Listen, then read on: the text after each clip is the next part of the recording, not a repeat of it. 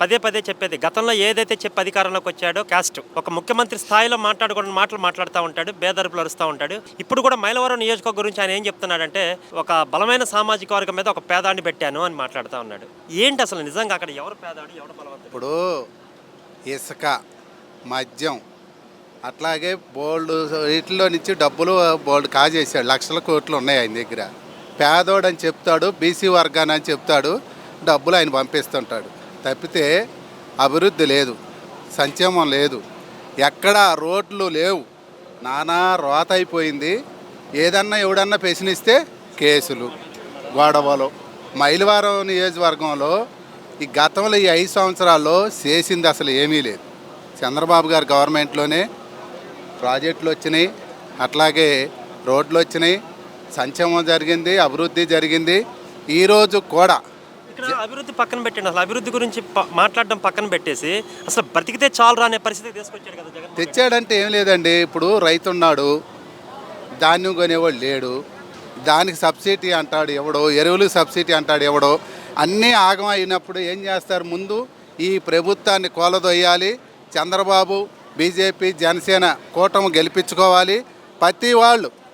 ప్రతి పేదోడు కూడా ఇక ఇంకొకసారి జగన్మోహన్ రెడ్డి అనేవాడు వస్తే మనం బతుకుతామా లేదా, అసలు ఇంత ఆగం చేశాడనేది అందరి కోరికల్లో ఉందండి.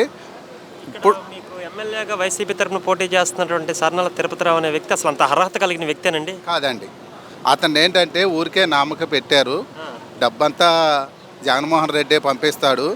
బాగా ఎదటోళ్ళని ఎదుర్కోవటం, కేసులు పెడతాం, తర్వాత ఇక్కడ ఎవరైతే టీడీపీ కార్యకర్తలు ఉన్నారో వాళ్ళ మీద ఏదోటి అరాచకాలు చేసుకుంటా వస్తాడు. తప్పితే అతనైతే అర్హుడే కాదు అసలు. ఎందుకంటే సామాన్యుని పెట్టాడు. ఎందుకు? కారణం ఏముందండి? నేను ఇక్కడ అంతా పేదవాళ్ళని ఇచ్చానని చెప్తాడు, విపరీతమైన డబ్బు ఖర్చు పెడతాడు, యువకుడాలను ఇబ్బంది పెడతాడు. తప్పితే అతని వల్ల ఏమీ అయ్యేది లేదండి. జగన్మోహన్ రెడ్డి కూడా ప్రజలు కోరుకుంటున్నారు అసలు జగన్ అనేవాడు ఇంకోసారి రాకూడదు, వస్తే అసలు బతకలేము, చాలా ఇబ్బందులు పడుతున్నాం అనేది ప్రతి వాళ్ళకు ఉంది. కానీ ఇప్పటికైనా సభల్లో మాట్లాడుతున్న మాటలు చూస్తూ ఉంటే పేదాన్ని నన్ను గెలిపించండి, నన్ను గెలిపించకపోతే మీకు పథకాలు ఆగిపోతే అన్యాయం అయిపోతారు అంటే ఒక బెదిరించే ధోరణిలో మాట్లాడుతారు. ఏమండి, 1,00,000 కోట్లు ఉండోడు పేదోడు, ఏంటి ఏమీ లేనోడు చంద్రబాబు చాలా ఇబ్బంది పడేవాడు ఆయన ఉండోడు. ఈయన చెప్పే అన్నీ ఇట్లాంటి కవర్లే. ఇసుక, మద్యం అన్ని మాఫియాలు చేసినాడు ఆయన పేదోడు ఏంటండి? ఊరికే సామాన్యుని పెట్టాను అంటాడు, డబ్బులు విపరీతంగా గుమ్మరిస్తాడు, ఎవడు ప్రశ్నించేవాడు లేడు. చెప్పిన మాట చెప్పకుండా అబద్ధం చెప్పడం, అసలు చెప్పిన మాట చెప్పడంలో ఫస్ట్ ఏం చెప్పాడండి, మా చెల్లెములు, మా అక్క చెల్లెములు అని మాట్లాడతారు. ఫస్ట్ ఏ మీటింగ్ చెప్పినా కానీ మా అక్క చెల్లెములు, మా మా మా అమ్మగారు అంటారు. ఇవాళ మీ సొంత అమ్మని అక్క చెల్లెలు ఏం చేశారండి? మీ సొంత ఇంట్లో ఉన్న చెల్లి నేను మీ అమ్మనే పడుచుకోనండి. ఇవాళ రాష్ట్రంలో ఉన్న అక్షరం చూస్తారండి. మీరు ఎలా అనుకుంటారండి ఆ మాటకి? అంటే వాళ్ళ చెల్లి రోడ్ల మీదకి వచ్చిందని అంటే ఇంకా అసలు ఎవడో ఆయన నమ్మే పరిస్థితి లేదంటావా? సొంత చెల్లికే భద్రత లేనప్పుడు సొంత బాధ విషయం చూసామా, నెక్స్ట్ నా పరిస్థితి ఏంటో అని అర్థం కాక భయంగా పోతుంది. వాళ్ళ జనాలకు అర్థమైందా జగన్మోహన్ రెడ్డి ఇంత ఎదవా అనే మాట జనాలకు అర్థమైందంటారా? జనాలు క్లారిటీగా ఉన్నారు. నెక్స్ట్ ఎటువంటి దోఖ లేదు దాంట్లో. రేపు రాబోయే నెల రోజుల్లో ఓటు రూపంలో జనాలు చెబుతాకి రెడీగా సిద్ధంగా ఉన్నారు. అంటే ఇప్పుడు మీ నియోజకవర్గం చూస్తుంటే చాలా కామెంట్లు వస్తూ ఉన్నాయి బయట. జాక్పట్లో వచ్చింది ఎమ్మెల్యే, వార్డు మెంబర్ కూడా పనికిరానివాడిని దొర్నాల తిరుపతిరావు. నిజంగా అంత ఏంటంటారు అసలు ఆయన దాని గురించి? అవన్నీ ఏం కాదండి. ఈ మైలవరం నియోజకవర్గంలో టీడీపీ తరఫున ఏ క్యాండిడేట్ పెట్టినా గెలుస్తుంది, దాంట్లో అనుమానం లేదు. కాకపోతే మేము ఒక బీసీ క్యాండిడేట్కి ఇచ్చాం, పేదోడికి ఇచ్చాం అని ఒక దాంట్లో జనాలని మభ్య పెట్టడం కోసం ఆయన ఇచ్చారు. తప్పితే అన్నీ వెనక ఉండి నేను చూసుకుంటానే భరోసా ఇచ్చి పంపించి చెప్తే రెండోది ఏం లేదండి. అంటే అది పనిచేస్తుంది అంటారా? అంటే ఒక బీసీ అనేది జనాల్లోకి వెళ్ళిందంటారా? గ్యారెంటీగా అదే ఉండదండి.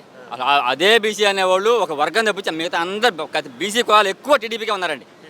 బీసీ కులాలు ఎవరైనా సరే టీడీపీ పట్టుకొమ్మలండి. ఇవాళ వాళ్ళ పార్టీలోనే తిరుపతిరావుని కూడా వ్యతిరేకించే వాళ్ళు ఉన్నారు కదా, బాగా గ్యారెంటీగా ఉన్నారండి. అసలు ఆ ఊళ్ళోనే వాళ్ళ నియోజకవర్గం కదండి, ఆ సొంత ఊళ్ళోనే ఉన్నారండి అతను వ్యతిరేకించేవాళ్ళు.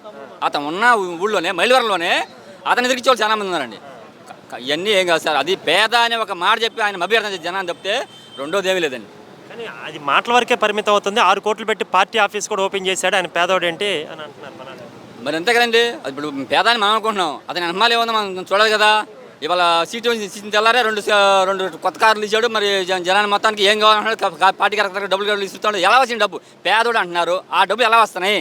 మా ఊరు వస్తే మీరు కార్యకర్తలు డబ్బులు ఇస్తున్నాడు, భోజనాలు పెడుతున్నాడు, అవి చెప్తాను. అంత డబ్బు పేదోడే కదా తిరుపతిరావు ఆయన. ఎలా వస్తుంది డబ్బు? ఇంత డబ్బు ఆయన పేదోతే కాదండి, కాకపోతే పేదోడే నడుస్తాను అంతే. ఆయన మొత్తానికి అన్నమాలు వాళ్ళు నడిపిస్తారండి. అందరికీ నమస్కారం. జగన్మోహన్ రెడ్డి టిక్కెట్లు ఇవ్వటం కుల విచక్షణ 2024 ఎన్నికలలో జగన్మోహన్ రెడ్డి ఇచ్చే ఇచ్చే ఎమ్మెల్యే టికెట్లు కానీ ప్రజలు కానీ వాళ్ళ మీద నమ్మకం ఉంది అనేది ఏ ఒక్కడూ నమ్మడు. కాకపోతే జగన్మోహన్ రెడ్డి మామూలుగా ఒక పెద్ద నియంత, ఇది ప్రజలందరికీ తెలుసు.